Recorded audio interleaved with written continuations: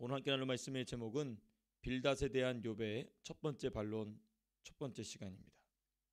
빌닷에 대한 욥의 첫 번째 반론입니다. 오늘도 이 내용도 역시 9장과 10장에 걸쳐서 이 욥이 빌닷이 자신에게 책망하듯이 이야기한 조언을 길게 아주 상당한 분량으로 이 반론을 제기하는 모습이 기록이 되어 있습니다. 이 말씀을 통하여서 빌닷의 주장의 문제가 무엇이 있는지, 그리고 또 이 반론, 욥의 반론에는 항상 욥의 약점이 드러납니다. 욥의 실수가 드러납니다. 그래서 그 부분이 무엇인지를 우리가 좀 깊이 있게 좀 살펴봤으면 좋겠습니다.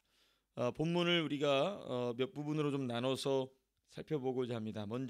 제일 먼저는 1절에서부터 3절까지가 첫 번째 부분이고, 다음 4절에서부터 10절까지가 두 번째 부분입니다. 그리고 이제 마지막 세 번째 부분은 11절에서부터 14절까지 이렇게 나눠서 좀 살펴보고자 합니다. 사실 이렇게 나누는 것은 제가 볼 때에 이 주제들을 어떻게 잘 표현하고 있느냐를 봤을 때 제가 이렇게도 찾아보고 저렇게 찾아봤을 때 이 부분이 가장 설명하기 좋겠다. 그래서 오늘 본문 보면은 사실 17일 본문입니다. 그리고 11절에서도 14절은 18일 본문인데 제가 볼 땐 이렇게 묶어서 함께 말씀을 묵상하는 것이 저 여러분들에게 유익이 되겠다 싶어서 이렇게 좀 나눠봤습니다. 제일 먼저 첫 번째 부분이 우리 1절에서부터 3절까지 말씀을 좀 보시겠습니다. 2절에 이렇게 이 욥의 대답이 시작이 됩니다. 진실로 내가 이 일이 그런 줄 알거니와. 이 말은 뭐냐면 빌닷, 당신이 얘기하는 것을 내가 모르는 것이 아니다. 내가 다 안다. 당신이 얘기하는 것을 다 알 정도뿐만 아니라 나는 이만큼 알고 있다. 당신이 알지 못하는 것까지 내가 알고 있다는 얘기를 이제 쭉 9장에서 쭉 이야기합니다. 특별히 2장 마지막 2절 마지막에 인생이 어찌 하나님 앞에 의로우랴 하고 3절 마지막에 가서 천마디의 한마디도 대답하지 못하리라. 하나님이 나에게 천마디를 하신다 할지라도 내가 그 한마디도 대답하지 못할 정도로 나는 하나님 앞에 의로운 존재가 아니고 하나님 앞에 내가 내 지혜를 내세울 수 없는 존재다라는 얘기를 지금 하는 것입니다. 자, 근데 여기서 보면은 어느 누구도 하나님 앞에서 의로울 수 없다는 이 말은 본인이 의롭다는 것을 주장하는 것이 아니라는 반론이에요. 그렇죠? 본인이 의롭다. 지금 이제 이 빌닷이나 두 친구의 모든 주장은 뭐냐면 너가 너를 의롭게 여기고 있다 이 얘기거든요. 근데 나는 나를 의롭게 여기고 있지 않다 이 말입니다. 이 말은 이중적입니다. 이중적인데 이 말은 빌닷을 비롯한 세 친구들의 발언 또는 책망 앞에서는 분명히 옳은 말이에요. 그렇죠? 너는 하나님 앞에 너의 의를 내세워서는 안 된다 이게 주장이지 않습니까? 근데 이러한 주장에 대한 욥의 반론, 나는 나를 하나님 앞에 의롭게 여기고 있지 않다. 이 주장은 이 세 친구들 앞에서는 옳습니다. 근데 이 이중적인 것이 또 다른 면은 매우 역설적이게도 하나님 앞에서는 옳지 않은 말이 됩니다. 역설적이죠? 이 세 친구들 앞에서는 옳은 말이었어요. 근데 이 말이 하나님 앞으로 가니까 옳지 않은 말이 됩니다. 어디를 보면 나오냐면 나중에 한번 찾아보시면 좋겠는데 엘리후의 책망이 나옵니다. 엘리후의 책망이 몇 장에서 시작이 되죠? 39장인가요? 32장인가부터 이제 엘리후의 책망이 쭉 시작이 되는데 그때 뭐라고 얘기하냐면 엘리후가 입을 열어서 이 욥을 책망할 때 뭐라고 되냐면 욥이 자기를 하나님 앞에 의롭게 여김을 보고 라는 얘기가 나와요. 그러니까 이게 세 친구들 앞에서 욥이 나는 하나님 앞에 나를 의롭게 여기고 있지 않다. 이 말은 무슨 얘기냐면 너희들이 말하는 대로 나는 하나님 앞에 의롭다는 식으로 나는 하나님 앞에 내 의를 내세우고 있지 않다는 것입니다. 자, 근데 그 의를 하나님 앞으로 가져가 보니까 하나님 앞에서는 옳지 않은 것이었다라는 것이 또 드러나게 된다는 것이죠. 이게 참 역설적이지만은 사람이 가질 수 있는 의의 이중성입니다. 특별히 성도가, 그죠? 분명히 세상 사람들이 보기에는 옳아 보이지 않지만 분명히 이 세상 사람들과 하나님의 사람들을 비교할 때는 하나님의 사람들이 가지고 있는 의가 훨씬 옳죠.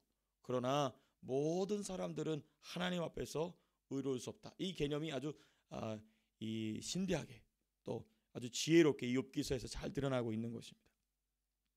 그 결과 3절 보게 되면은 3절 마지막에 천마디의 한마디도 대답하지 못하리라. 이 말을 본인이 하거든요. 근데 이 말대로 됩니다.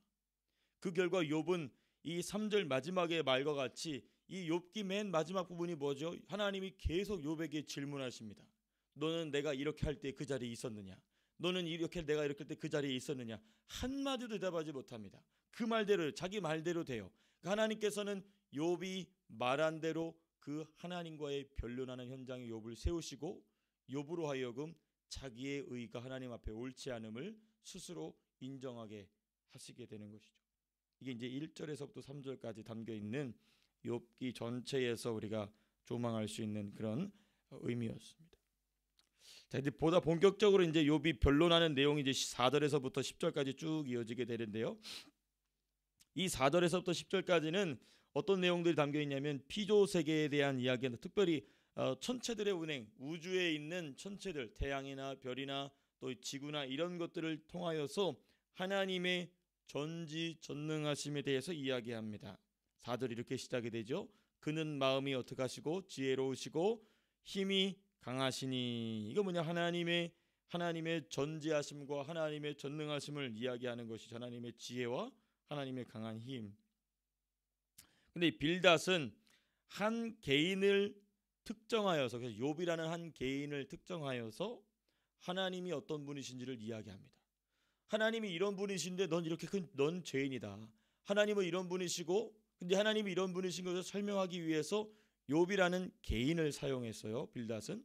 그런데 욥은 하나님은 어떤 분이시다라는 것을 설명하기 위해서 개인의 스케일을 넘어서 우주의 스케일로 설명하는 것입니다. 그러니까 지금 이 2절에서 말한 내가 진실로 내가 이 일이 그런 줄 안다. 나도 안다. 너가 하는 말이 무슨 말인지 잘 안다. 근데 나는 너와는 달리 보다 더 넓은 개념으로, 보다 더 큰 스케일로 하나님을 설명하고자 한다 라고 지금 이야기하고 있는 거죠. 4절 보시게 되면 그를 거슬러 스스로 완악하게 행하고도 형통할 자가 누구이랴 말한 뒤에 우주의 모든 것들을 운행하시고 다스리시는 하나님에 대해서 쭉 설명하고 있는 것입니다. 자, 그러면서 이제 첫 번째 시작되는 것이 5절입니다. 우리 5절 말씀 같이 한번 읽어보겠습니다. 시작. 그가 진노하심으로 산을 무너뜨리시며 옮기실지라도 산이 깨닫지 못하며. 여기 보시면 천체를 운행하시는 하나님에 관하여서 가장 첫 번째 뭘 얘기하시냐면 일단 이 지구 안에 있는 산에 대한 얘기부터 해요. 산도 굉장히 크지 않습니까?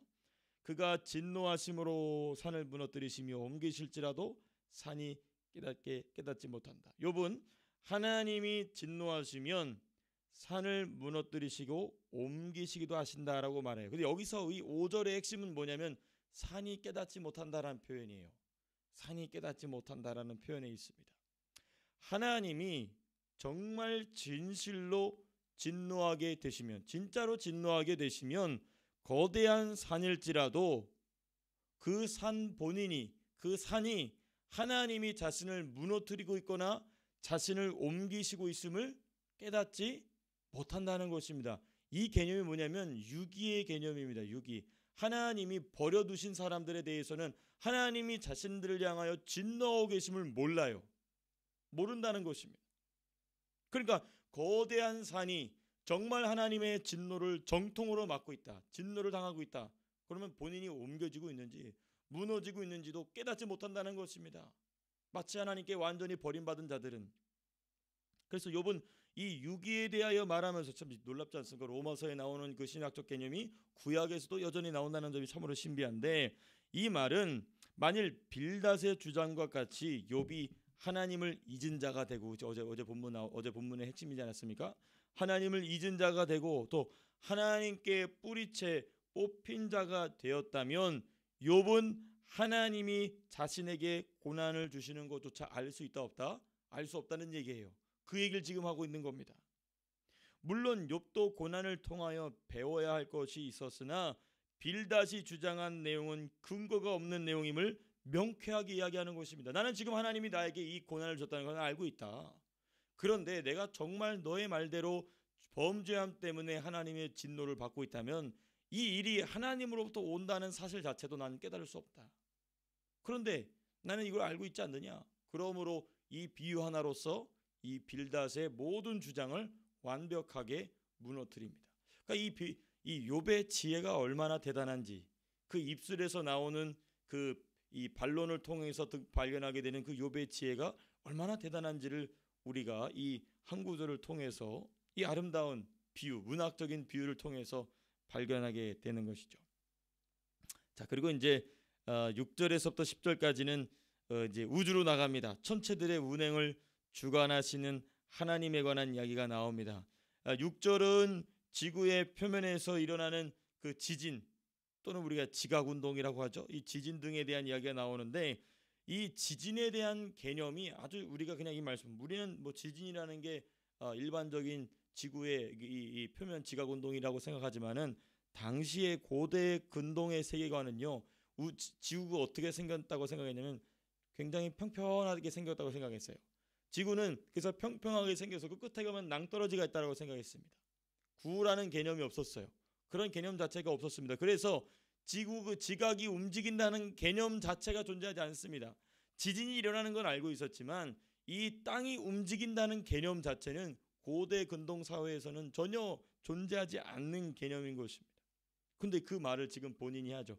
하나님이 이 땅들을 움직이신다라고 이야기합니다. 그래서 땅이 움직인다는 개념은 존재할 수 없는 개념입니다. 놀라운 지혜의 통찰로서 이 지구의 운행을 발견한 것이죠. 또 7절에서부터 9절은 우주의 각종 천체들이 나옵니다. 특별히 태양 등을 하나님이 주관하고 계신데, 또 이것을 우리 고대 근동의 고대 근동의 세계관을 비교하여 본다면, 이러한 하늘의 천체들은 전부 뭐였냐면 신으로 숭배되고 있었습니다. 신으로 숭배되고 있었죠. 예를 들면 이집트의 태양신 같은 경우도 보면 이집트 사람들은 이 태양을 신으로 섬겼습니다. 그래서 그 태양의 대리자가 자신들의 바로다라고 생각했던 것이죠. 그런데 그것을 완전히 깨트립니다. 그가 해를 명령하여 뜨지 못하게 하시며, 그러니까 이 해는 신이 아니고 피조물이다. 별들도 역시 피조물이다라는 것을 명확하게 이 말씀을 통하여서 밝히고 있는 것입니다. 근데 이렇게 이 지구의 표면 운동이라든지 해나 태양이라든지 별들에 대한 이야기를 왜 하느냐? 욥의 의도가 중요하겠죠. 이 욥의 의도가 중요합니다. 빌닷은 하나님이 개인의 죄의 문제를 세밀히 다루시는 분이심을 욥에게 조언했어요. 너 하나의 죄에 대하여 하나님이 이렇게 진노하고 계신다라고 이야기했으나, 욥은 우주 전체를 다스리시는 분이심을 말함으로써 전혀 다른 스케일로 응답하고 있는 것입니다. 너는 하나님이 나 하나 같은 보잘것없는 사람의 죄 때문에 하나님이 그렇게 일하시는 걸로 아느냐? 아니다. 하나님은 이와 같이 큰 스케일로 운행하시는 분이시다. 그러니까 이것은 5절에서 산이 깨닫지 못한다라는 말이 전제되지 않으면은 의미가 없는 말이죠. 그렇죠? 네. 그래서 우주 전체를 운행하시는 하나님이 빌닷이 욥의 잘못을 지적하시는 것 같이 본인을 치고 계신 것이 아니다라고 지금 답변하고 있는 내용인 것입니다. 참으로 지혜롭게 이 비유들을 통하여서 욥이 답변하고 있는 장면들을 우리가 보게 됩니다. 그리고 이제 마지막 우리 본문의 마지막 부분입니다. 11절에서부터 14절. 자, 그런데 11절에 이렇게 시작이 됩니다. 그가 내 앞으로 지나시나 내가 보지 못하며 그가 내 앞에서 움직이시나 깨닫지 못하느니라. 그와 같이 우주의 천체를 움직이시는 하나님이 내 앞으로 오실 때는 보이지 않으신다는 것입니다. 보이지 않으신다. 10절까지는 천체를 운행하시는 하나님에 대해서 얘기한 뒤에 11절부터는 그 하나님이 사람 앞에서 스스로를 얼마든지 숨기실 수 있다. 얼마든지 보지 못하게 하실 수 있는 분이시다라고 이야기해요. 그리고 그 하나님이 12절 가서 뭐라고 얘기하냐면, 하나님이 빼앗으시면 누가 막을 수 있으며 무엇을 하시나이까 하고 누가 물을 수 있으리라 이렇게 이야기합니다. 이 부분 이제 자기에 대한 얘기를 하는 거예요. 지금 빌닷이 뭐라고 얘기했냐면, 너는 거미줄과 같이, 거미가 자기 줄을 의지하고 거미가 자기 집을 의지한 것 같이 너의 소유를 의지하지 않았냐? 그러다 허망하게 너가 망하게 된 거 아니냐라고 주장해 좀 책망하지 않았습니까? 근데 지금 욥이 뭐라고 대답하냐면, 그 천체를 운행하시는 하나님이 내 눈앞에 오셨을 때 보이지 않게 운행하시고 보이지 않는 하나님이 내 소유를 가져가셨으니 그것을 내가 어찌 알 수 있겠느냐라고 답변하면서 하나님이 나의 재물을 가져가신 것은 나의 죄 때문에 가져가신 것이 아니고 하나님께서 그저 가져가신 것이다. 그저 가져가신 것이다. 아주 중요한 표현입니다. 그래서 빌닷은 욥이 범죄하여서 모든 소산을 허무하게 잃어버렸다라고 주장했지만 그것이 아니다. 그것이 아니다. 천체를 운행하시는 하나님이 자기를 숨기고 오셔서 내 소산을 가져가시는데 내가 그것을 어떻게 막을 수 있겠느냐? 어떻게 그것을 내가 하나님과 변론할 수 있겠느냐라고 이야기합니다. 이것은 오히려 전능하신 하나님의 주권적인 결정일 뿐이다. 주권적인 결정일 뿐이지 나의 죄의 결과가 아니다라고 지금 반론하고 있는 것입니다. 참으로 지혜롭게 이욥이 이야기하고 있습니다. 그 다음 이제 우리 13절에서부터 14절이 오늘 본문의 마지막 부분인데요.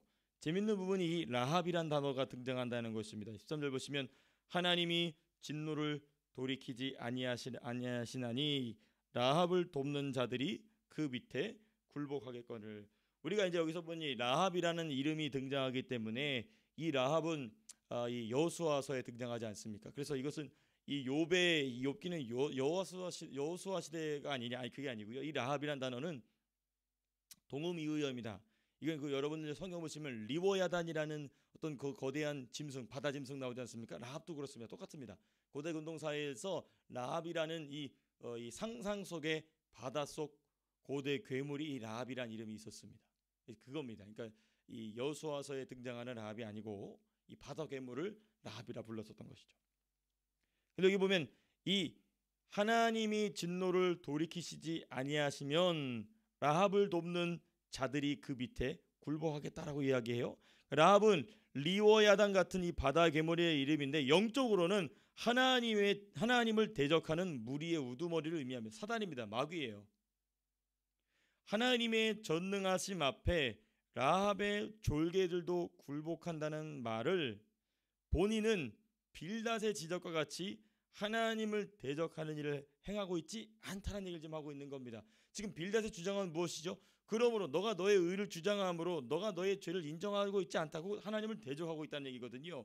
그런데 봐라, 하나님의 진노 앞에 있으면 이 라합의 졸개들도 굴복하게 되는데 너 말대로라면 내가 라합의 졸개 아니겠느냐? 그런데 이 라합의 졸개들도 굴복하는데 내가 어찌 굴복하지 않을 수 있겠느냐? 그러나 나는 라합의 졸개들과 같이 죄악의 무리가 아니다라는 얘기를 지금 이 13절에서 지금 이야기하고 있는 것입니다. 그래서 14절에 이렇게 얘기하죠. 하물며 내가 감히 대답하겠으며 그 앞에서 무슨 말을 택하랴라고 이야기하고 있는 것입니다. 하나님을 대적하는 원수 마귀의 졸개들도 하나님 앞에 굴복하는데 그 죄 때문에 굴복하는데 내가 정말 큰 죄인이면 어찌 굴복하지 않을 수 있겠느냐라고 지금 이야기를 하는 것입니다. 그리고 그 다음 이제 우리가 월요일 날부터 다시 한번 말씀을 살펴보겠지만 가령 내가 의로울지라도 대답하지 못하고 하면서 쭉 이야기를 합니다. 쭉 이야기하면서 빌닷이 이야기했었던 그 자신을 정죄하는 내용들을 가정법으로서 다 이 반박하는 내용이 쭉 나오게 되고 이 후반부에 가서는 이제 욥이 자신의 약점이 드러나는 내용이 이제 월요일 본문에 나오게 되는 것입니다. 말씀을 맺고자 합니다. 이 욥의 반론을 통해서 우리는 무엇을 발견하게 되냐면 마귀가 우리를 책망하고 들어올 때에 우리의 삶 속에서 과거에 내가 행한 일 때문에 또는 어떤 하나의 실수한 일 때문에 마귀가 우리로 하여금 계속 생각나게 하고 우리로 하여금 뒤로 물러나 침륜에 빠지게 만듭니다. 이때 중요한 것은 무엇이냐면 욥이 이 빌닷을 향하여서 이 대답한 내용을 우리는 늘 기억해야 됩니다. 마귀는 우리 개인 하나에 집중해서 우리로 하여금 그 개인의 생각에 함몰되게 합니다. 마치 빌닷이 욥 하나의 모든 인생의 일거수일투족에 집중하게 하고 거기에 함몰되게 만들죠. 근데 욥은 어떻게 벗어납니까? 그 빌닷이 던지는 그 주제에 빠져들지 아니하고 어떤 주제로 넘어가냐면 광대하신 하나님, 모든 천체를 운행하시는 하나님의 스케일로 커집니다. 그리고 나서 빌닷의 말을 조목조목 반박을 하죠. 우리도 이렇게 해야 됩니다. 마귀가 우리의 삶 가운데에 찾아와서 우리의 상처나 우리의 과거나 또 우리의 현실 속에서 발목을 잡을 때는 항상 스케일을 크게 조금 뒤로 물러나서 그 문제에 빠지지 마시고, 예를 들면 이런 것입니다. 요나가 물고기 뱃속에 들어가 있습니다. 그러면 물고기 뱃속에서 나오려면 물고기 배를 아무리 두들겨 팬들 아무 소용이 없습니다. 물고기는 점점 바다 밑속으로 깊이 들어갈 뿐이죠. 그때 욥이 어떻게 합니까? 이 모든 일을 주관하고 계신 하나님께 부르짖습니다. 이렇게 문제를 해결해 나가는 것이죠. 마귀는 우리로 하여금 시야를 좁게 만들고 하나님을 바라보지 못하게 하고 자기 자신을 바라보게 합니다. 그러나 욥은 어떻게 이 빌닷의, 그러나 사실상 마귀의 이 책망에서 어떻게 벗어나게 되냐면 더 큰 스케일로 이야기하죠. 하나님은 이런 분이시다. 천체를 운행하시는 분이시다. 그러면서 이 빌닷을 통하여서 도전하고 있는 그 마귀의 정죄를 지혜롭게 벗어나고 있는 장면을 우리가 바라봤던 것입니다. 오늘 한 날의 삶이, 또 우리의 평생의 삶이, 또 특별히 우리 자녀들에게 이런 부분들을 지혜롭게 잘 알려주셔서 우리 아이들로 하여금 과거에 붙잡히지 아니하고 미래에 이끌려 살아가는, 미래적 현실에 붙잡혀 살아갈 수 있는 우리 아이들이 될 수 있도록 여러분들께서 잘 말씀을 통하여 지도해 주실 수 있기를 주님의 이름으로 축복합니다. 자, 기도하고 마치겠습니다.